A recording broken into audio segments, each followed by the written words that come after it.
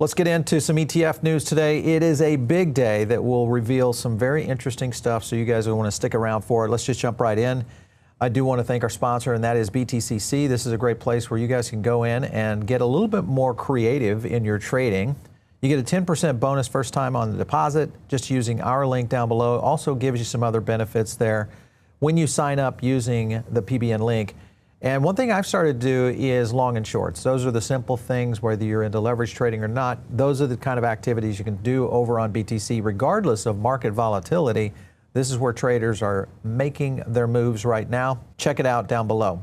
As you guys know, we've been talking about this for quite some time. And one of the videos that we did a couple of weeks ago was this one right here. And it was bull market catalyst, what it would take. Let me inform you that none of those catalysts have taken place, meaning we said these are the things that have to happen for the market to move, and it's been almost the exact opposite. So today I wanted to bring in, of course, our friend from Grayscale, and that is Zach Pandl, coming in, head of research. How are you? I'm great, Paul. Awesome to be with you today. All right, Zach, there's a lot happening. The markets have been very volatile, to say the least. We've seen so much movement in the general market, and when you look at the reasoning behind this, many people would say, well, you know, it's OG wallets selling.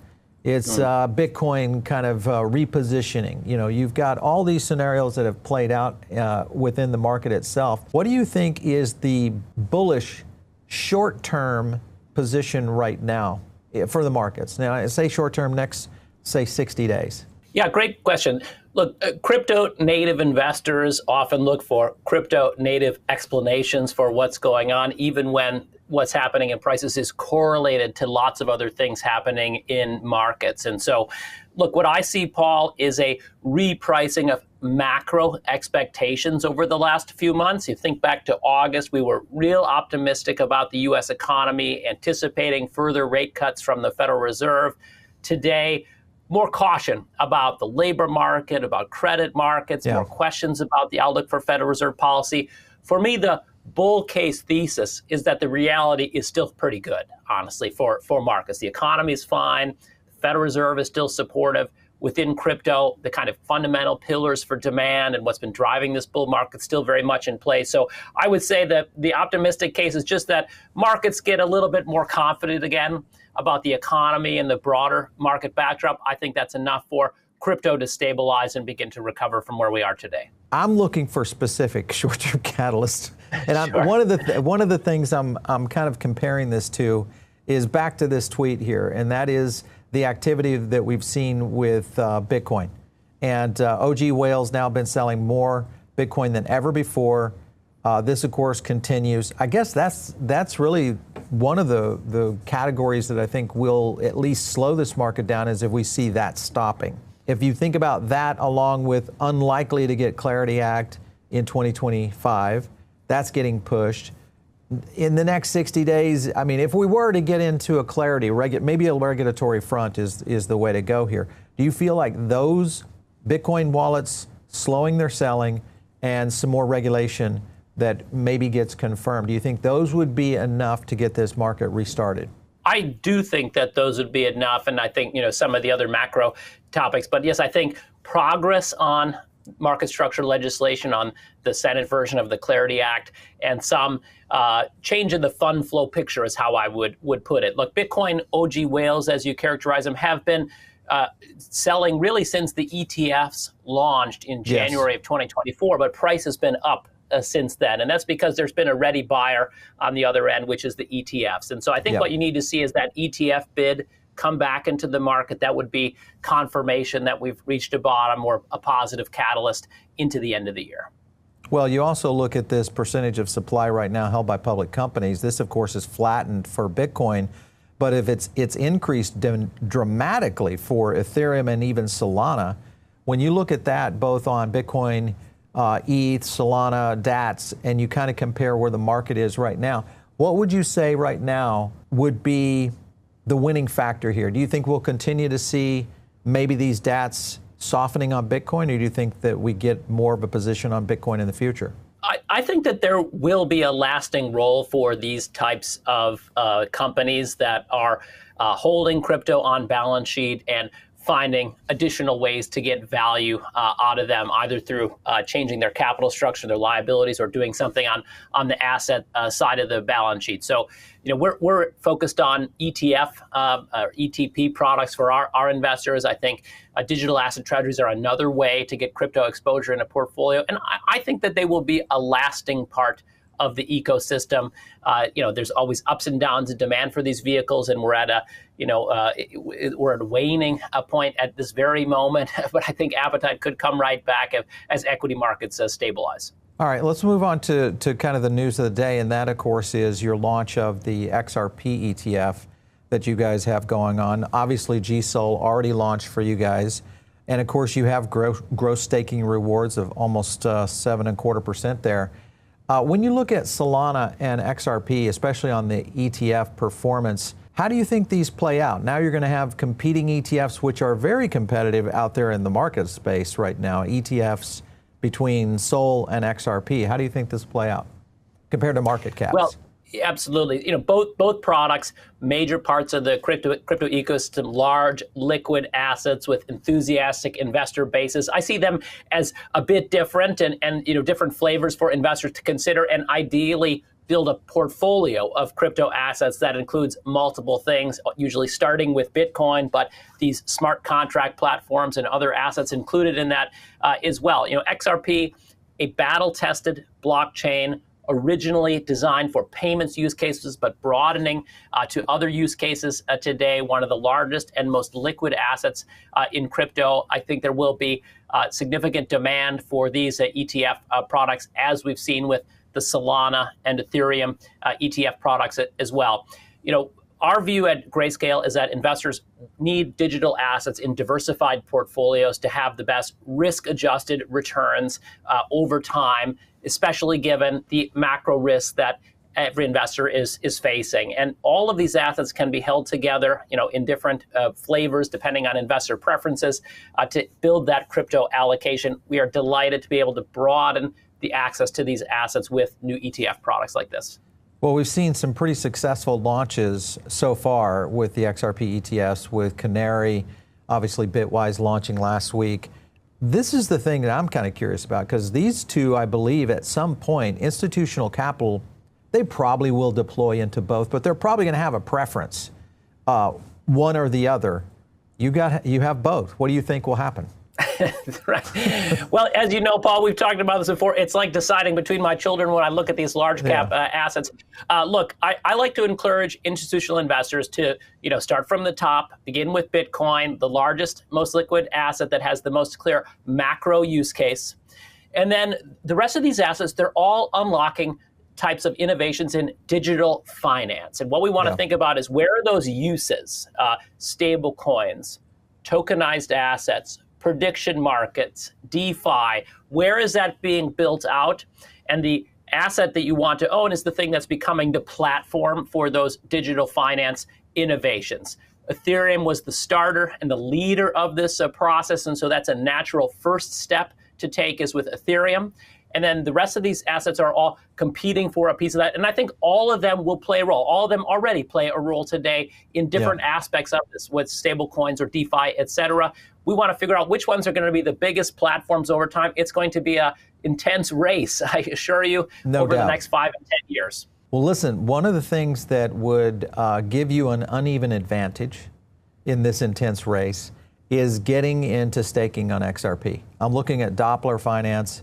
They continue to kind of drive the position right here. And it's difficult for an XRP holder, especially native asset, to go out and stake. It's cumbersome to get it done until that starts to loosen up. Imagine if you had a stake opportunity within an ETF. I mean, literally just right there, easy click, easy access for millions and millions of institutional and retail investors to stake their have staked XRP, I should say, exposure to it.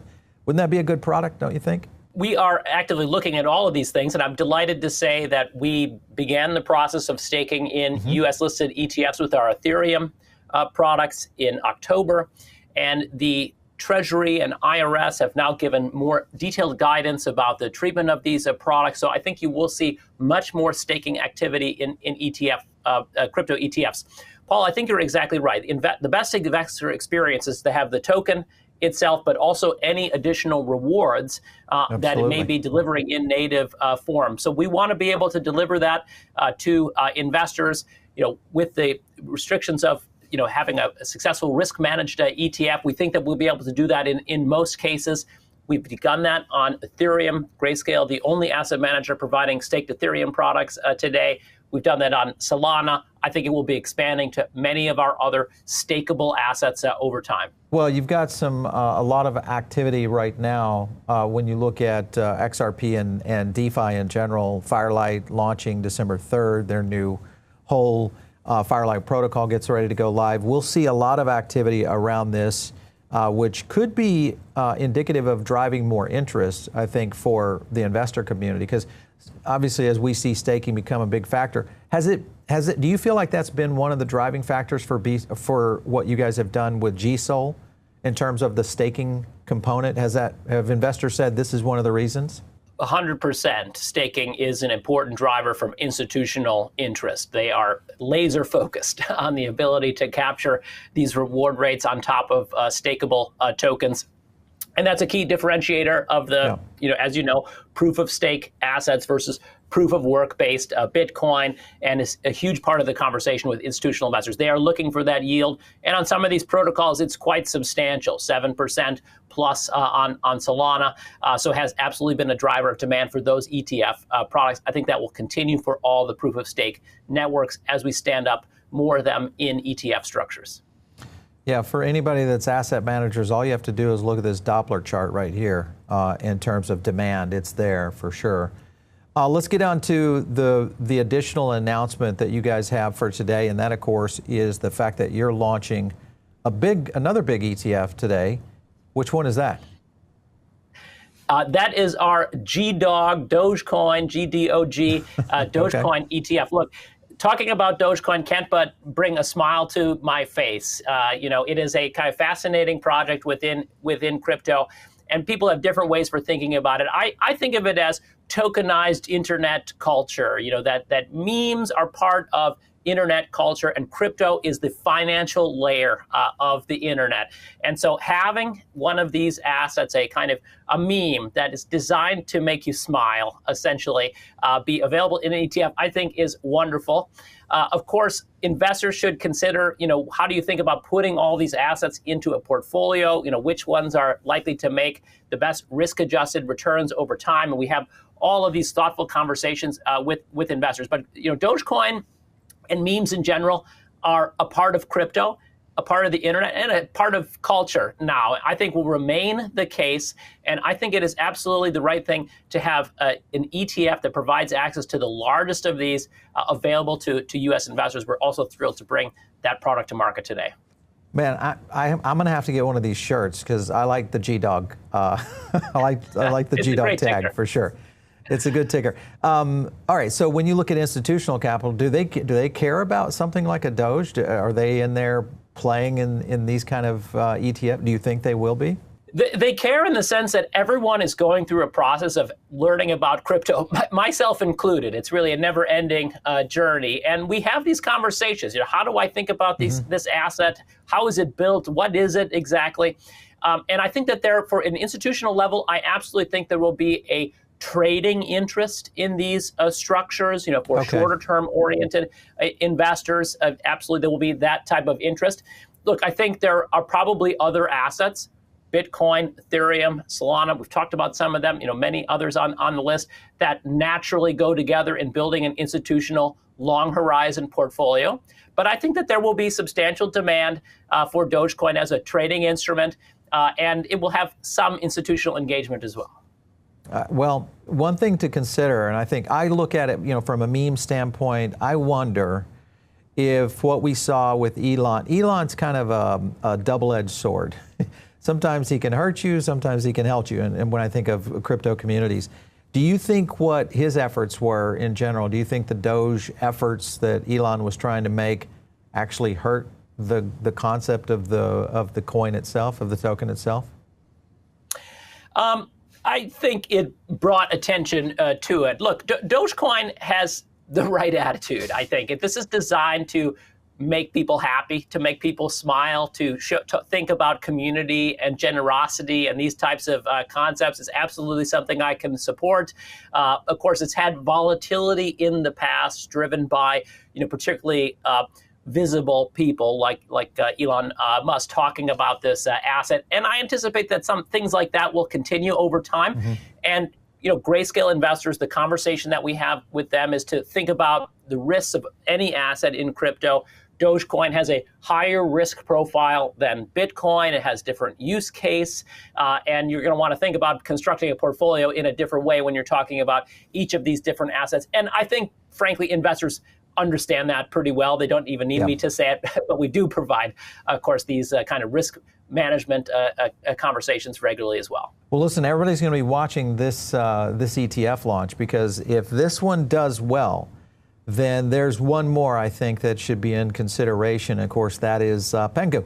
I mean, here you got Congressman Timmons, of course, goes out and plays around. Everybody has to understand, this is a congressman that presented the NFT bill out there. So this isn't just some rando congressman. He understands this digital asset market. But he was able to generate some immediate impact on on what happened right here. And of course, Luca even commented right there, 10,000 likes, no problem, coming right up. And then of course he gets it, changes his avatar there. Do you think Pengu is the new Doge? Do they have a shot at maybe becoming that cultural icon like Doge did in our previous runs? Look, I think both of them have achieved a kind of status as a meme thought, a tokenized culture in the context of crypto markets, and that's incredible to see. And honestly, I love this stuff from a personal level. I find it incredibly fun. NFTs and memes. As an asset manager, we need to make sure that we also provide guidance about how to think about these things in the context of the portfolio. And I can't say that the penguin or the dog, I know with confidence, is going to be a higher market value in the fullness of time. What I can say is memes are not going anywhere. Yeah. These should be thought of as tokenized culture, and don't count these things out as being real big valuable assets in the fullness of time. With the caveat that it's tough to pick the right one. You're kind of making a judgment on cultural things in the same way as investing in fine art, et cetera. I'm sure not everyone will love the comparison of Dogecoin and Pengu to fine art, but that is how I think about it. I think it's a reasonable way to think about it. It's an element of our culture today. I think it's great to see the success that these assets have had.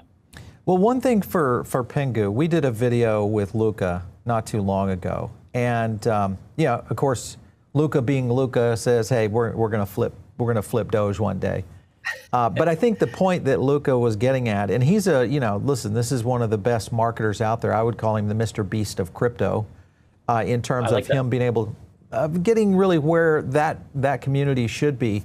And that's something that is of value, because in the Doge community, not that saying that they don't have a face other than Elon. I guess you could kind of call that the face of Doge. But in reality, you've got someone like Luca who's really been very successful in marketing and including phygitals, the physical aspect. They've done things with Walmart, many others. That starts to get investors looking at it a little bit differently than just a meme token or a meme ETF. That, I think, has an opportunity to really be maybe next level. So we'll see if we get an ETF for Pengu. I'd say you can probably count on it in some shape or form. And look, he is a builder. It's been fun to watch that story. We have a couple of these penguins at my house for sure. Yeah. And I think you will see more of these types of products brought to market to the extent that there is demand. I think likely with the penguins, there will be enough demand to see it in an ETF. I want to jump over to a couple other things before we get out of here, and that is talking about what's happening in the market dramatically around privacy tokens, and also this most recent issue that happened with Cloudflare. And I want your opinion on this. Obviously, as an asset manager, you probably get questions around this all the time. I'm going to go to a clip because this shows a little bit about what happened with the Cloudflare outage. Take a look. A once-in-a-lifetime internet disaster just happened for the third time this year. Whether it's this outage, recently Amazon Web Services, they had an issue. Microsoft Azure had an issue. Correct me if I'm wrong here. Was it CloudStrike or CrowdStrike?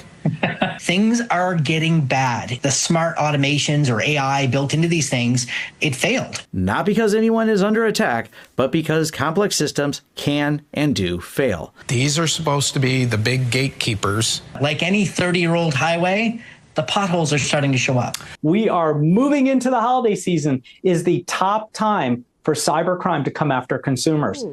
Well, David, on that positive note, uptime. This is really, really important. This 100% uptime, very, very, very important. A dozen clients working on this thing. There's thousands of nodes running this thing. Wall Street demands decentralization. There are only so many decentralized systems that can exist and have the security to support trillion-dollar asset classes. This speaks to them. All right, so the point there being that Cloudflare centralized and most of our infrastructure is centralized versus decentralized that we already have seen within the Ethereum network and others that are out there doing a very good job on decentralization. Is this an important factor to institutional investors? Do you think they are concerned with understanding that the decentralized mechanism is really the future of where all of tech is going? Absolutely. This is something that I'm glad that you played this clip in a very important issue. I think crypto shows another way to set up these systems that has a greater resilience in different scenarios. And these can be technical, computer science, infrastructure related issues, and also macroeconomic issues that it creates resilience against. I think the other element, if we're being frank, is that, crypto shares some of these vulnerabilities to, cloud-based services as well. Not everything is equally decentralized with industry. And I think it's also to keep pushing in that direction, to keep focused on long-term resilience and reduce these dependencies so that it can be a strong as possible alternative to these traditional systems. One last question, and it is around privacy tokens. You see the run-up right here that we're showing with Zcash, which was trading back in September. Come on, guys, this is about 913 million, and of course, just exploding onto the scene, over 10 billion now.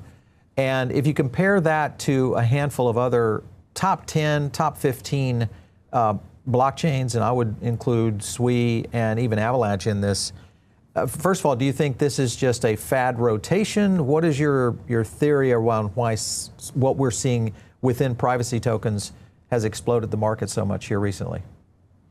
I really think it is a natural part of the maturation of the industry. When you look at public blockchain technology, it has come so far, and a lot of things have been solved, or at least have gone a long way to being solved. Security-related issues, scaling-related issues, increasingly interoperability-related issues.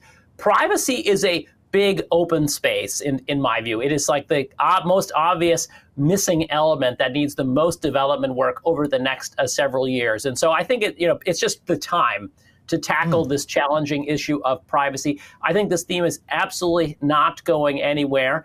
And credit to Grayscale for being on top of some of these themes for a while. We offer a Zcash trust for accredited investors today. And I think there will be a lot of interest in Zcash as well as other privacy technologies over time. Interesting. Well, okay, last point I want to get on, and that is, because this I think is an important topic as to how institutional investors move and analyze the market in general. Like, is this a risk-on environment in general? I'm looking currently at the amount of money that's flowing into the market right here. We're talking about VC money. If you look, in October, 3.87 billion coming into the market, and it seems to be climbing. Obviously, we don't have the November numbers yet, but clearly an uptrend over what we saw was a downtrend. So does this give the market some, confidence in the sense that there's a lot of money coming in, as we start to see these markets move like this, especially with regulatory frameworks that are now in line? Is that what you think investors are getting more comfortable with? Longer term, anyone with a longer term perspective, VC investors, builders, business operators, feels optimistic about where crypto is today. And, we include it. It's really difficult to kind of look broadly at the industry and not feel great about where the arrows are pointed. Over the short run, there's lots of things can affect markets like Federal Reserve meetings. But that chart, I think, speaks exactly to that longer term confidence. There is a long way to go, a lot to build, and a very bright future for these assets and the technology in the future. And these investors are making that type of long-term bet. And we would encourage people to try to think about it in that way, although we're happy to help try to navigate the short-term ups and downs as well. Understood. Zach Pandel coming in from Grayscale. Great to have you on the show. Thanks for stopping in. Always a pleasure, Paul. Thank you. You bet. Good luck to you and your team on the 2 ETF launches today, so it'll be good. Hey, you guys know what to do. If you're not in the Diamond Circle, make sure and get in on that. You can do that by just clicking the link down below. It's a free group that you can join, and it's worth it. I think you guys will like it. We send out an email each week. I do an analysis within that, gives you guys some insights onto where the market is going. And of course, hit me out there on X, @Paul Barron. We'll catch you next time right here on The Paul Barron Show.